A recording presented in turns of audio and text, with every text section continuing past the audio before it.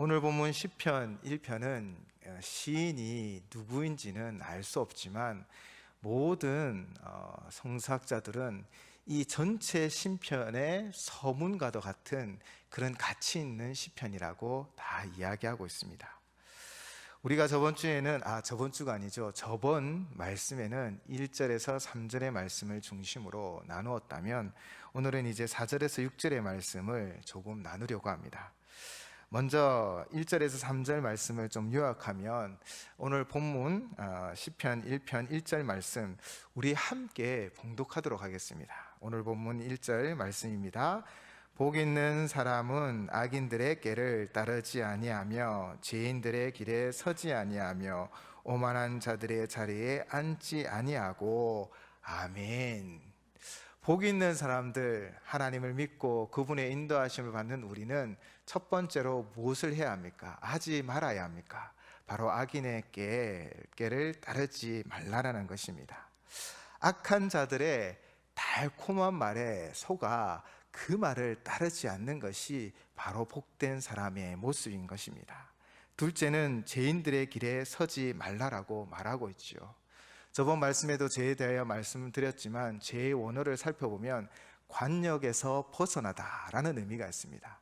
바로 하나님이 원하시고 그 하나님이 지시하는 그 길로 가야 함에도 불구하고 그 길에서 벗어나 죄의 길로 가는 것이지요. 죄의 삭은 무엇입니까? 사망입니다.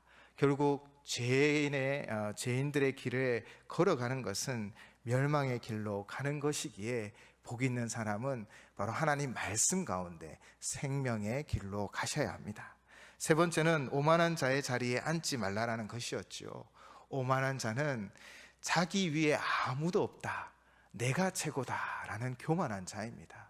우리가 그 교만의 자리에 있는 것이 아니라 바로 하나님의 은혜로 살아가는 죄인임을 고백하며 겸손히 섬기며 겸손함으로 나아갈 때 더 큰 하나님의 인도하심이 있는 것을 믿습니다. 그러므로 우리는 악인의 길을 따르지 마시고요, 죄인들의 길에 서지 마시고 오만한 자리에 앉지 마시기를 다시 한번 당부를 드립니다. 두 번째 시인은 2절을 통하여 적극적인 행위를 요구하지요. 오직 여호와의 율법을 즐거워하여 그 율법을 주야로 묵상하는 도다. 아멘. 여호와의 율법을 즐거워하고 그 말씀을 주야로 묵상하기 위해서 우리는 어떻게 해야 할까요? 저는 우리가 하나님 말씀을 즐거워하고 주야로 묵상하기 위해서는 바로 하나님을 믿는 믿음 가운데 분명히 서야 된다라고 생각이 되어집니다. 왜 그럴까요? 우리가 여호와 하나님이 나의 선한 목자라는 그 분명한 믿음이 없으면 우리는 잃어버린 한 마리 양이 되어져 버립니다. 선한 목자는 항상 우리를 인도하여 푸른 초장 쉴 만한 물가로 데려가려고 우리에게 말하고 우리를 인도하는데, 우리가 그분을 신뢰하지 못하면 내 마음대로 내 뜻대로 살려고 하다 보니 우리는 잃어버린 한 양이 되는 것이지요.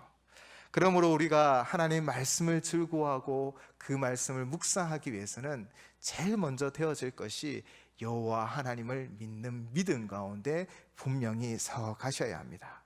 그렇게 선한 목자가 되신 하나님의 그 음성을 들어 그 음성 듣고 날마다 묵상하는, 그렇게 하나님의 인도함 받는 성도의 귀한 모습을 가지시기 바랍니다. 세 번째, 마지막으로 3절에서요, 복 있는 사람의 결과는 어떠하다라고 이야기합니까? 우리 3절도 한 목소리로 함께 봉독하도록 하겠습니다. 그는 시냇가에 심은 나무가 철을 따라 열매를 맺으며 그 잎사귀가 마르지 아니함 같으니 그가 하는 모든 일이 다 형통하리로다. 아멘. 시냇가에 심은 나무, 그죠? 물가, 강가에 있는 나무는 풍성한 것이 당연하지요. 그런데 극심한 가뭄이 들면 어떻게 될까요? 유럽과 또 우리나라도 극심한 가뭄에 힘들지 않았습니까? 오늘 3절에 시내라는 말은요, 그 원어는 페레그라는 단어인데 이 단어의 의미는 인공적인 관계 수로를 말하는 것입니다. 즉 여기 수로는 항상 물이 흐르게끔 만들어 놓은 것이지요. 그 수로, 그 시내 위에 나무가 있다라는 것입니다. 바로 생명의 근원이 되어주시는 하나님 앞에 심겨져 있기에 그는 철을 따라 열매를 맺는 삶을 살아가는 것이지요. 또 그가 하는 모든 일이 다 형통하리라 라고 분명히 약속하고 있습니다. 진정한 형통은 무엇일까요? 내가 배부르고 등 따뜻하고 대골 같은 집에 살면 형통한 것일까요? 성경이 말하는 형통은 바로 여호와 하나님이 함께하는 것입니다. 좋은 집, 좋은 음식, 좋은 옷이 아니라 바로 여호와 하나님이 우리와 함께하는 삶이 바로 형통한 삶이라는 것이죠. 그래서 우리는 우리가 원하는 길이 아니라 때로는 좁은 길도 갈 수 있고 험한 길로 갈 수도 있지만, 그러나 하나님이 우리와 함께 하셔서 우리를 반드시 푸른 초장 실만한 물가로 인도하여 주시는 것입니다. 그 인도하심이 바로 우리의 형통입니다. 우리 모든 성도님의 삶 가운데 정말 이 복된 사람이 되고 이 복된 사람의 삶을 삶으로 이 하나님의 인도하심을 받는 형통의 삶을 살아가시기를 주님의 이름으로 축원을 드립니다.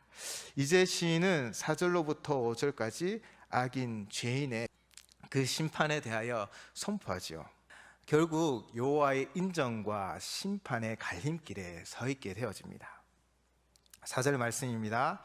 악인들은 그렇지 아니하며 오직 바람에 나는 겨와 같도다. 아멘.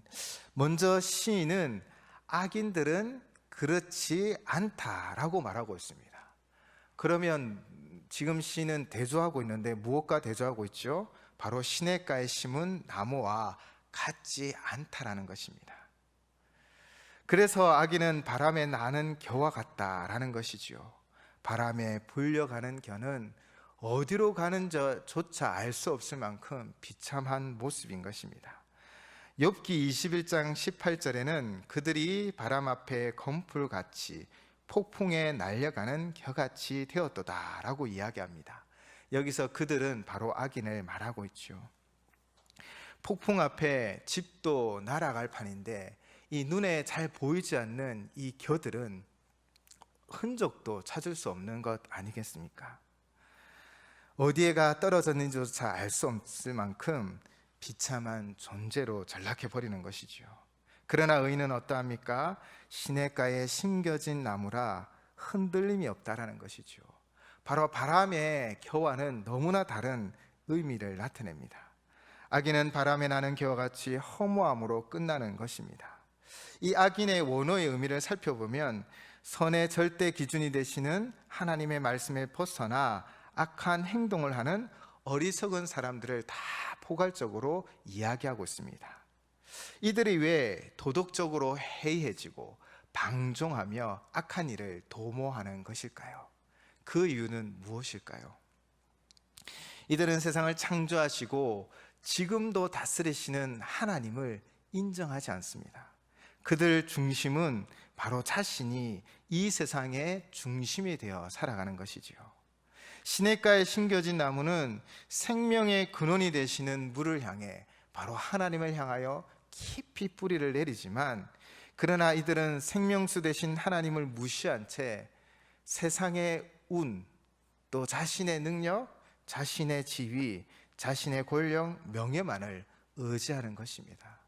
우리는 그 모든 것이 있다가도 없어지는 것들임을, 영원하지 않는 것임을 분명히 알고 있죠.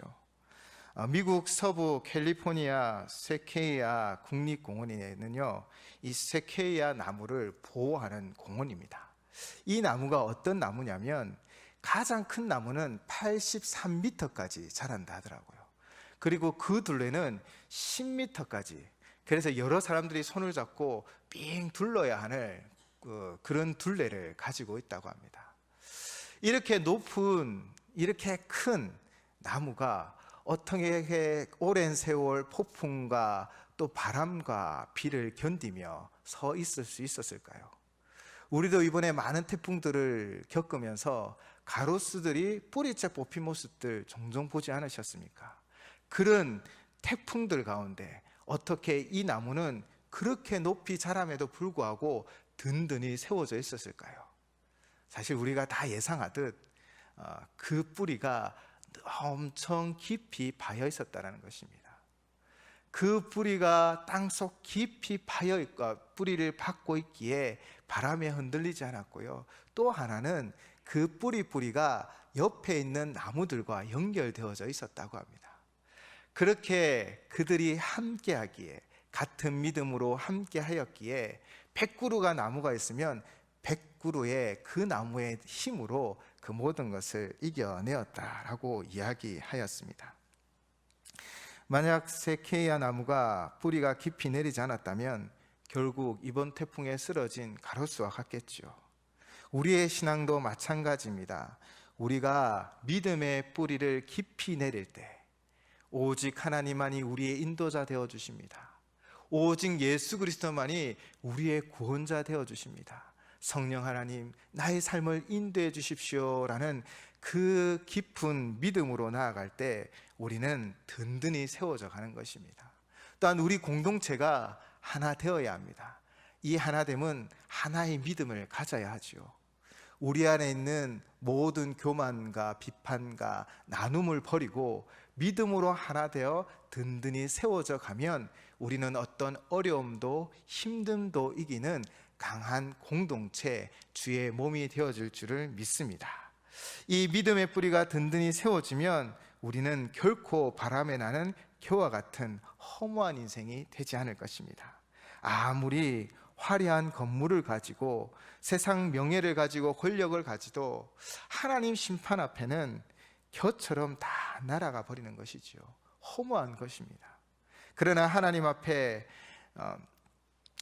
그래서 하나님 앞에 이 악한 자들은 바람에 나는 겨와 같이 그 모든 것들이 사라져 버리지만, 그러나 우리가 믿음으로 하나님 앞에 나아가면 그 하나님의 능력으로 그 바람 가운데서도 든든히 세워갈 줄을 믿습니다.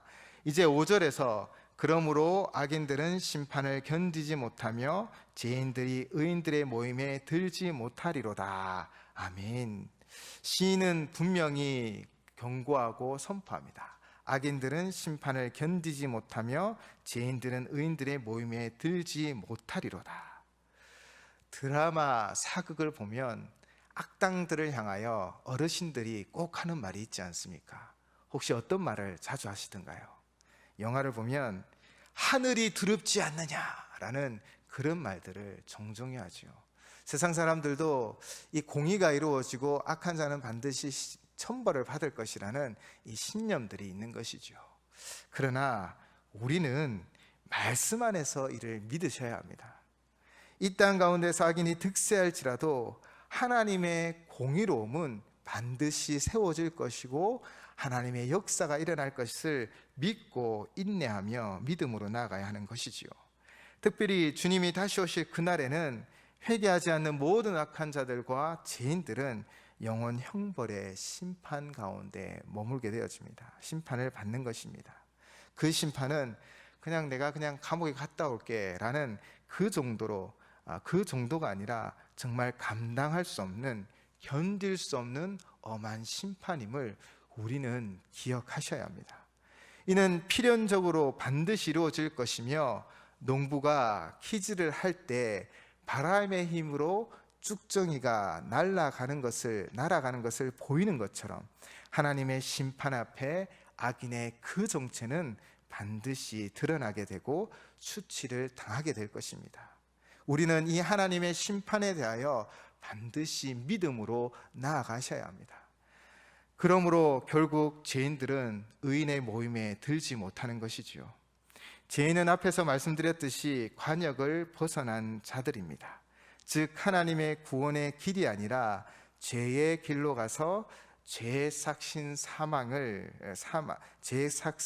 사망의 그 열매를 맛보는 것이지요. 결국 하나님께서 베풀어 주시는 구원의 길로 가지 않기에 이들은 우리에게 예비된 영원한 나라에 함께 동참할 수 없다라는 것입니다. 이 세상에서 자신의 깨와 속임수와 교만으로 부한 삶을 산다고 하여 무엇이 유익하겠습니까? 잠시 세상의 편안함을 누리겠지만, 그러나 이 모든 사람들 앞에 있는 그 죽음 앞에는 그 아무것도 소용이 없음을 알 수 있습니다. 독일의 격언 가운데 이런 말이 있습니다. 수위에는 주머니가 없다라는 말이 있습니다. 하나님의 그 심판 앞에 우리 생이 이 육신에 끝나는 그 순간에 우리는 이 땅에 아무것도 가지고 갈 수 없습니다. 그것으로는 하나님 나라에 갈 수 없습니다. 오직 예수 그리스도 그분을 믿는 믿음으로 우리는 의롭다함을 받아 그 영원한 약속의 땅 천국으로 인도함 받는 것이지요. 사랑하는 성도 여러분, 이 세상은 하나님의 심판이 있습니다. 그 마지막 때에는 믿는 자와 믿지 않는 자는 분명한 심판 가운데 있습니다. 우리가 그것을 늘 생각하고, 그러므로 우리 또한 우리 스스로를 조심하여 하나님을 믿는 믿음의 도에서 벗어나 우리가 예수 그리스도를 부인하는 그 자리로 나아가지 않도록 늘 우리 자신의 믿음을 지켜가며 예수 그리스도를 믿는 믿음으로 하나님의 길을 걸어가시길 바랍니다.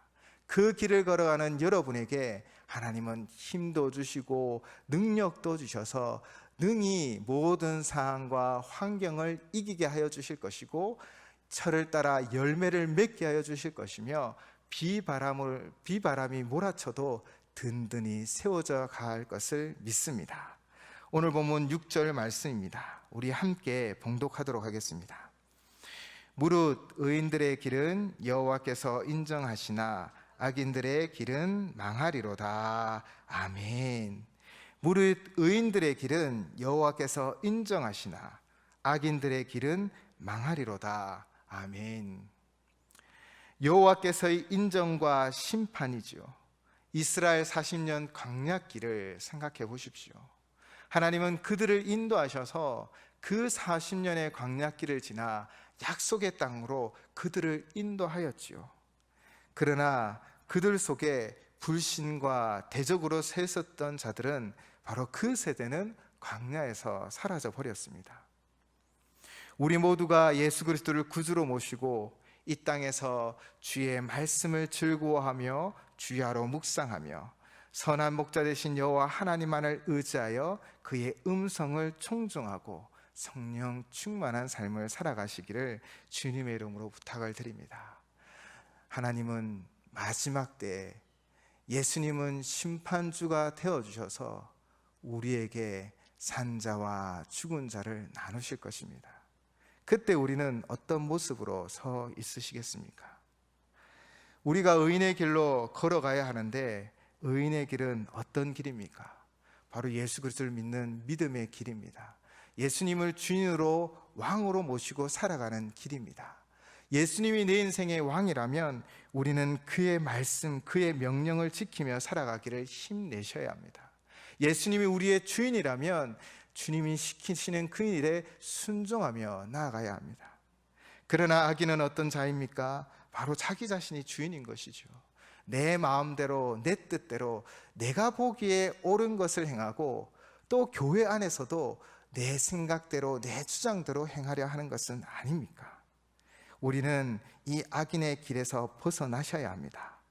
오늘도 내일도 오직 예수 그리스도를 믿는 믿음 가운데 주님과 함께 동행함으로 주님이 주시는 그 능력의 힘으로 승리하며 철을 따라 열매를 맺어가는 우리 모든 성도들 되시기를 주님의 이름으로 축원을 드립니다.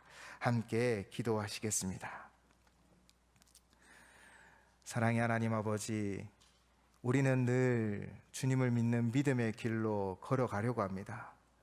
그러나 우리의 육신의 연약함을 아시오니 하나님, 오늘도 하나님 앞에 간구하고 기도하는 우리에게 능력 주시고 힘 주시옵소서.